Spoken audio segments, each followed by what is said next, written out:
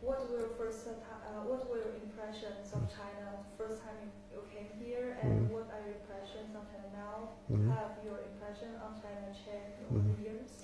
First of all, you can imagine that speaking about China and the country with such big dimensions and a huge population, 1.3 billion people, my first impression was the fact that everything was big, very big.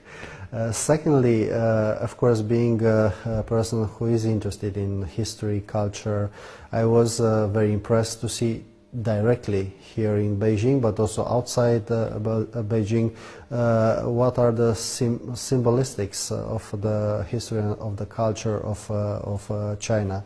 And I appreciated a lot to see also inside Beijing, but also outside Beijing, like the Great Wall, or going in Shanghai, or of course after that, later is true, visiting the autonomous province of Tibet and Lhasa.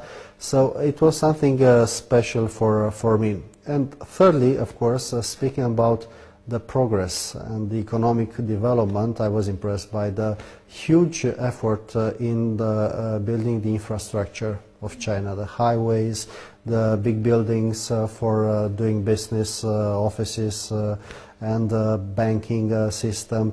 This is an impressive progress of China, and once again I had the opportunity to see it during the time, and also the preparations for the so successful Olympic Games that you organized in 2008.